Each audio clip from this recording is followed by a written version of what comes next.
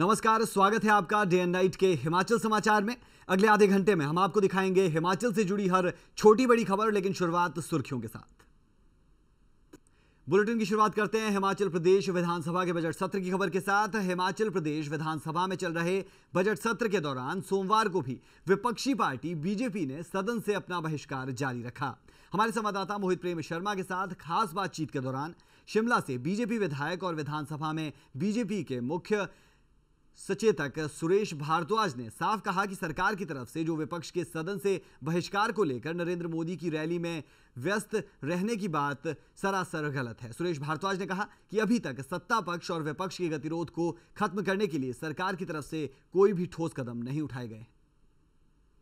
हिमाचल प्रदेश विधानसभा के 10वें दिन भी विपक्ष का सदन से बहिष्कार जारी रहा। इसी पर बात करने के लिए हमारे साथ मौजूद हैं शिमला से बीजेपी के विधायक और हिमाचल बीजेपी के विधानसभा में मुख्य सचेतक सुरेश भारद्वाज। भारद्वाज जी, सबसे पहला सवाल, बहिष्कार जो है आपका लगातार जारी है 10वें दिन भी, और क्या माने कि जो गतिरोध है वो अब खत्म नहीं हो रहा है इतनी जल्दी? कुछ बातचीत चल रही है सरकार के साथ?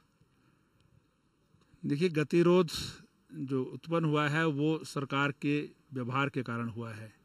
पहले दिन से ही जब राज्यपाल का अभिभाषण हुआ था, भारतीय जनता पार्टी ने जिन मुद्दों को लेकर के उस अभिभाषण में जो है वो अपनी बात कहने का प्रयास किया था और उसे कहने नहीं दिया गया था, उसके बाद लगातार हम अपनी बात को कहने के लिए जो है वो प्रयास करते रहे हैं, लेकिन बात सुनने के बजाय जो है वो गालियों तक जो है वो को इसमें सदन में जो है वो व्यवहार किया जाता है। और जो व्यवहार है सत्ता पक्ष का, वो विरोधी पक्ष के लिए जो है वो अपशब्द कहना या गलत बयानी करना, और जो मुद्दे हमने उठाए हैं, भ्रष्टाचार का मुद्दा है, या उसके बाद जो सदन में या सदन के बाहर जो है वो शब्दों का प्रयोग किया जा रहा है विपक्ष के बारे में या विपक्ष के नेता के बारे में, उसको लेकर के गतिरोध उत्पन्न हुआ है। लेकिन गतिरोध को समाप्त करने के लिए सत्ता पक्ष को जो पहल करनी चाहिए वो पहल की नहीं जा रही है।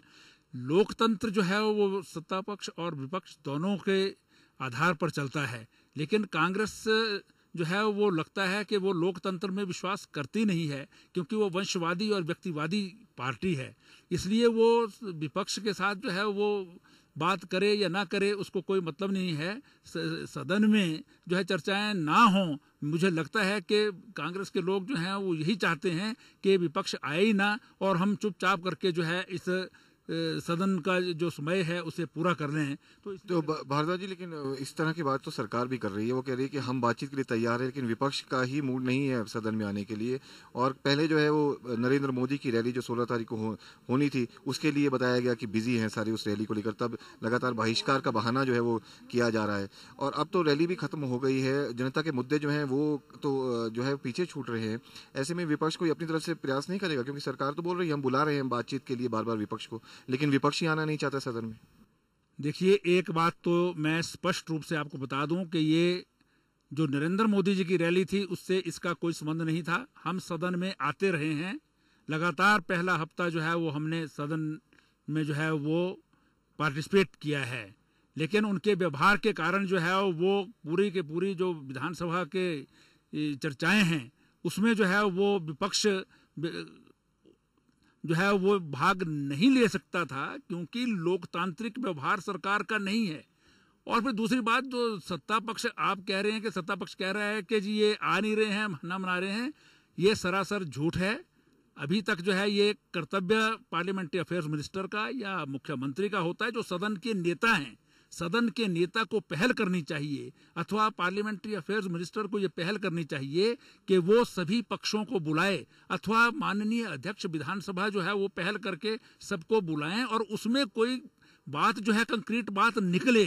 सिर्फ टेलीफोन कर देना कि आप जो है सदन में आ जाइए, मैं समझता हूं कि ये उचित नहीं है। कोई हम जो है विधानसभा में कांग्रेस के या सत्ता पक्ष के कारण नहीं आए हैं, हमको जनता ने चुनकर के भेजा है। हम अपने राइट में जो है विधानसभा जाना है, वहां पर क्या रणनीति अपनानी है ये हम स्वयं तय करेंगे। लेकिन उनको किसी प्रकार का चाहते हैं कि भी सदन में चर्चाएं हों, विपक्ष सदन में आए, तो उसके लिए जो है वो प्रॉपर तरीके से जो है बुला करके बातचीत करनी चाहिए। और जो हमारे मुद्दे हैं बेसिकली, जिनके कारण जो है वो हमको बहिष्कार का एक्सट्रीम स्टेप लेना पड़ा है, उसको जो है वो रिड्रेस उनको करना चाहिए। अगर रिड्रेसल उन मुद्दों की नहीं होगी तो विपक्ष जो है वो अपनी रणनीति स्वयं बनाएगा। भारद्वाज जी, इसमें अभी तक जो है वो बहिष्कार जो है वो जारी रहा है, तो आने वाले दिनों में अब 21 तारीख तक विधानसभा है, 21 फरवरी तक, तो ये जो बहिष्कार है ये जारी रहेगा, इस पे क्या रणनीति क्या है विपक्ष की? देखिए, आज भी पार्लियामेंट्री अफेयर्स मिनिस्टर का टेलीफोन मुझे आया था, लेकिन उन्होंने जो है वो कोई कंक्रीट बात करने के बजाय केवल ये कहा है कि भी आप जो है सदन में आ जाएं। अब वो उसके लिए मुझे लगता है कि उनको अपने सदन के नेता से, स्पीकर से, सबसे बात करके किस तौर तरीके से जो है वो विपक्ष से बातचीत करके मुद्दों को हल किया जा सकता है और सदन प्रॉपरली चल सकता है, इस पर विचार करना चाहिए। हमने अभी तक तो क्योंकि बजट भाषण का जो है बहिष्कार किया था, इसलिए बजट की चर्चा जो है स्वाभाविक रूप से जो है उसमें पार्टिसिपेट करने का कोई अर्थ नहीं रह जाता है। ये 19 तारीख को भारतीय जनता पार्टी विधायक दल की बैठक होगी, उसके बाद की रणनीति तो हम उसमें तय करेंगे, लेकिन उससे पहले अगर सदन जो है ठीक प्रकार से विपक्ष के साथ चले तो सत्ता पक्ष को पहल करनी चाहिए। आज बुलाएं, कल बुलाएं, हम बातचीत को तैयार हैं, बातचीत करेंगे तो हम जो है सदन में किस प्रकार से आना है उस पर जो है वो तय करेंगे। तो भारतीय जनता पार्टी के मुख्य सचेतक और शिमला से बीजेपी विधायक सुरेश भारद्वाज का ये कहना है कि बातचीत के लिए वो तैयार हैं, लेकिन अभी जो है सिर्फ टेलीफोनिकली बातचीत हुई है, कोई निष्कर्ष जो है वो सामने नहीं निकलता नजर आ रहा है। बीजेपी और कांग्रेस के बीच जो गतिरोध शुरू हुआ है उसको लेकर के, और अब लगता है कि जो बहिष्कार है वो फिलहाल जो है अभी आगे 19 तारीख तक जारी रह सकता है भारतीय जनता पार्टी की तरफ से। कैमरा पर्सन राजेश कुमार के साथ Mohit Prem Sharma, day and night news, Shimla. तो विधानसभा में ना सरकार झुकेगी ना विपक्ष झुकेगा और लोगों का नुकसान होता रहेगा, यही आलम नजर आ रहा है हिमाचल विधानसभा बजट सत्र के दौरान। वहीं हिमाचल के मुख्यमंत्री की तरफ से ऊना में रैली के दौरान मोदी की सुजानपुर रैली में इकट्ठी हुई भीड़ के बयान पर अब प्रदेश भाजपा ने पलटवार किया है। आपको बता दें कि वीरभद्र सिंह ने बयान दिया था कि मोदी की रैली में इकट्ठा की गई भीड़ हिमाचल के बाहर से लाई गई थी, और अब शिमला से भाजपा विधायक और पूर्व सांसद सुरेश भारद्वाज ने वीरभद्र के बयान पर कटाक्ष करते हुए कहा कि वीरभद्र को दिन में भी सपने आने शुरू हो चुके हैं। सुरेश भारद्वाज ने सुजानपुर रैली को अब तक की सबसे बड़ी रैली होने का दावा किया। उनका कहना है कि इस रैली को देखकर मुख्यमंत्री बौखला गए हैं।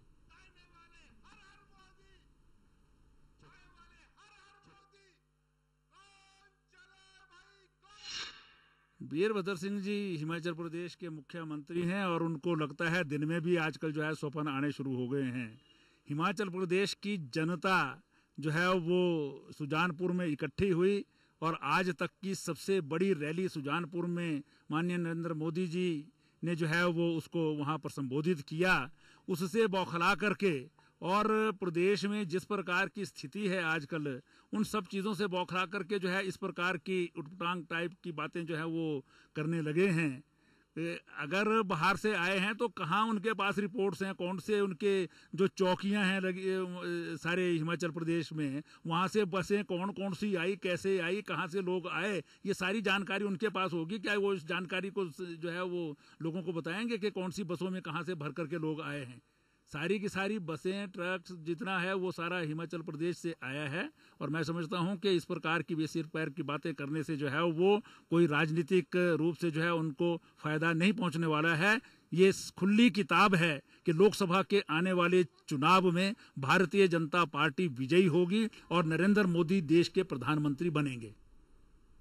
तो आपने सुना कि भाजपा कह रही है कि सुजानपुर में हुई नरेंद्र मोदी की रैली अब तक की हिमाचल की सबसे बड़ी रैली रही, जबकि वीरभद्र सिंह ने कल साफ तौर पर खुले में कहा था कि इस रैली में हिमाचल के लोग नहीं बल्कि पंजाब और हरियाणा से लोगों को बसों में भर भर कर लाया गया। हिमाचल प्रदेश के पूर्व मुख्यमंत्री और नेता प्रतिपक्ष प्रेम कुमार धूमल ने अंतरिम बजट में पूर्व सैनिकों की एक रैंक एक पेंशन मांग मंजूर किए जाने का स्वागत किया है। धूमल ने कहा कि सत्ता में आने के बाद नरेंद्र मोदी की सरकार इसे लागू करेगी। उन्होंने आरोप लगाया कि केंद्र सरकार ने ये मांग 10 साल सत्ता में रहने के बाद अब जाकर मंजूर की है। कारण साफ है, वो वोट बटोरना चाहती है। धूमल ने कहा कि अंतरिम बजट में पूर्व सैनिकों की इस मांग का जिक्र कर कांग्रेस पूर्व सैनिकों को ठगने की कोशिश कर रही है, क्योंकि ये बजट सिर्फ 4 महीने के लिए है।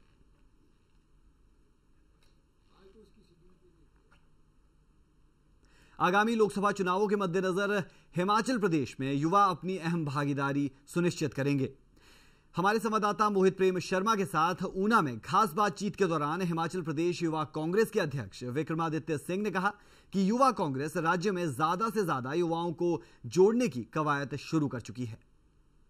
आगामी लोकसभा चुनावों में हिमाचल प्रदेश में युवाओं की खासी भागीदारी रहेगी और हमारे साथ इसी पर बात करने के लिए हिमाचल प्रदेश युवा कांग्रेस के अध्यक्ष विक्रमादित्य सिंह मौजूद हैं।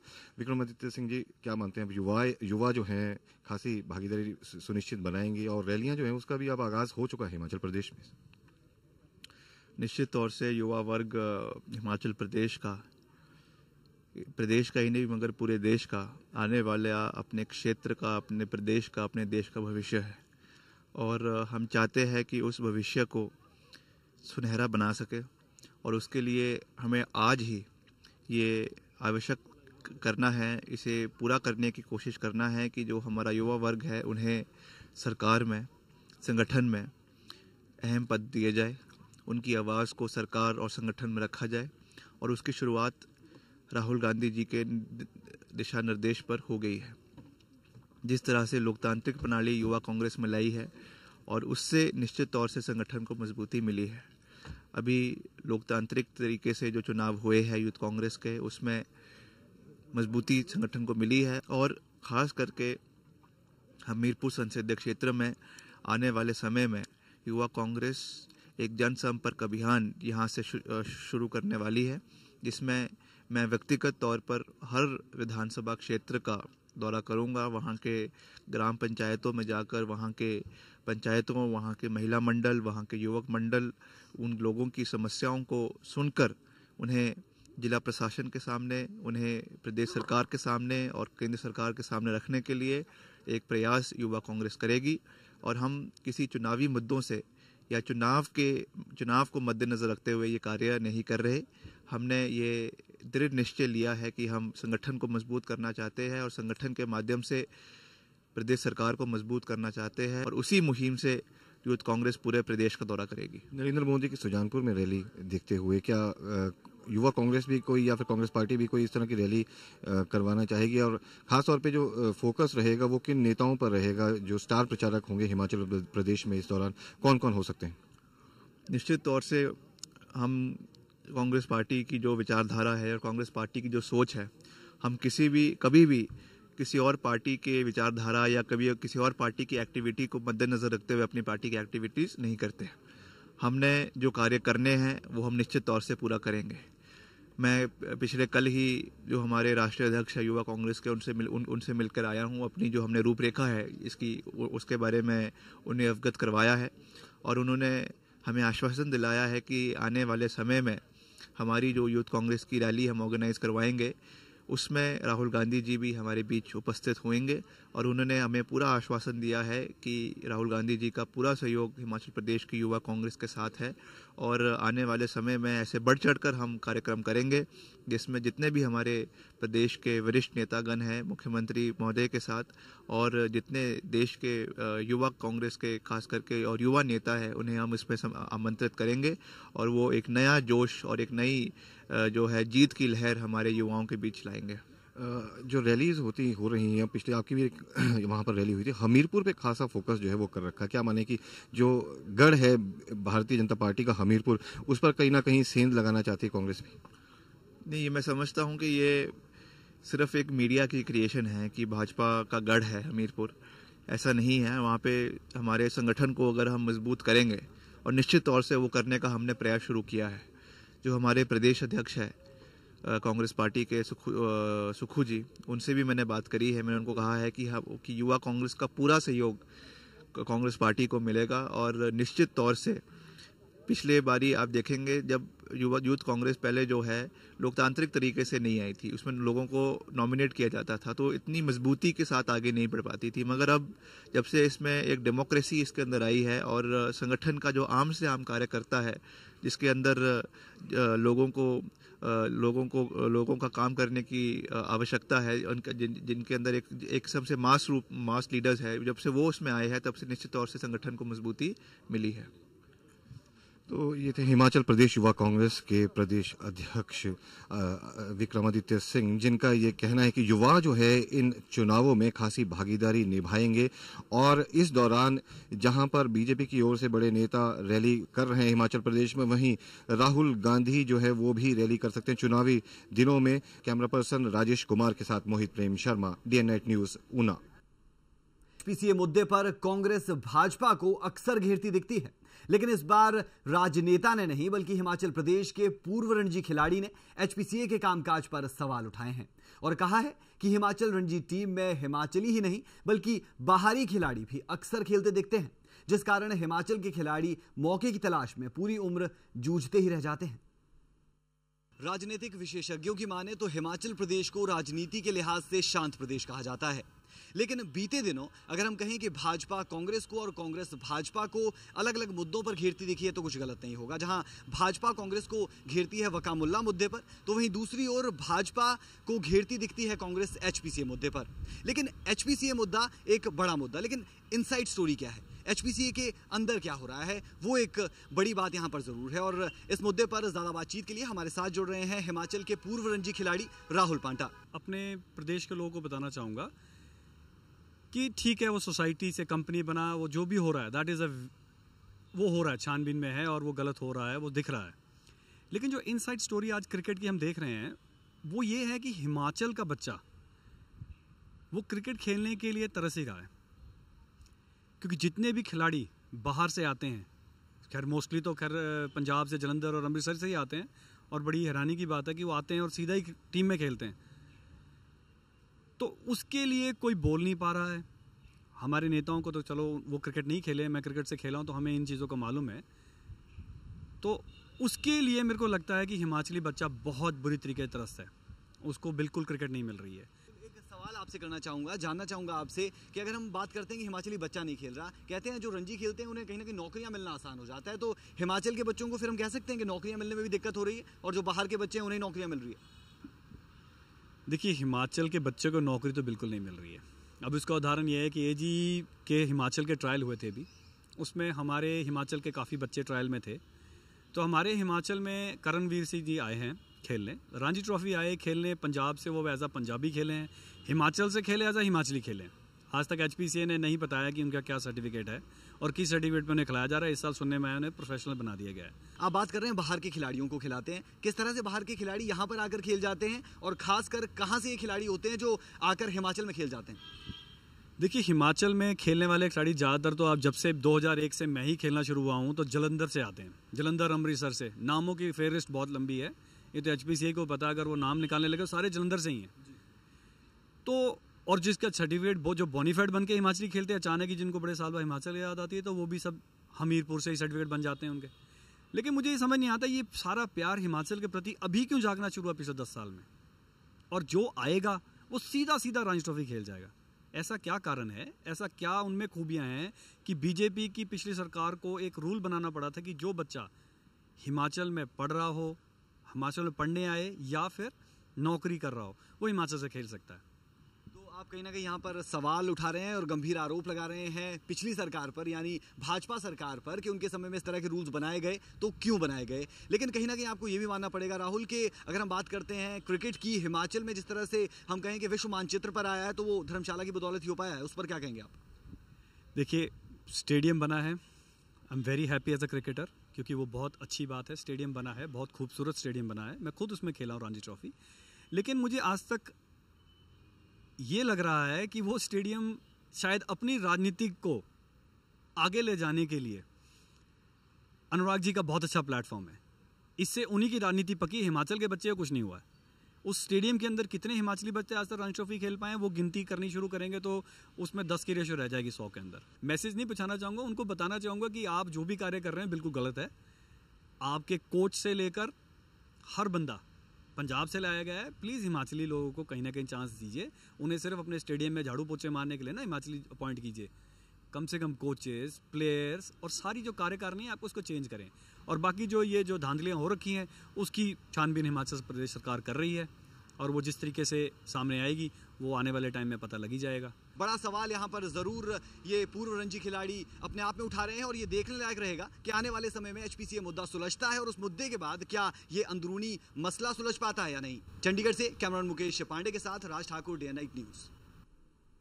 जी हाँ, एचपीसीए मुद्दे पर अक्सर नेता बयानबाजी करते दिखते हैं और नेता सवाल उठाते दिखते हैं, लेकिन यहां पर पूर्व रणजी खिलाड़ी सवाल उठा रहे हैं तो कहीं ना कहीं साफ तौर पर कहा जा सकता है कि खिलाड़ियों का नुकसान निश्चित तौर पर हो रहा है हिमाचल के खिलाड़ियों का। अभी के लिए इस बुलेटिन में इतना ही, लेकिन खबरों का सिलसिला डे नाइट न्यूज पर लगातार जारी है। आप बने रहिए हमारे साथ। खबरों की दुनिया में आइए, हमारे साथ कहीं भी और कभी भी जुड़िए। हम मिलेंगे फेसबुक पर, हम दिखेंगे यूट्यूब पर, हमें फॉलो कीजिए ट्विटर पर। खबरों के साथ बने रहिए रात दिन।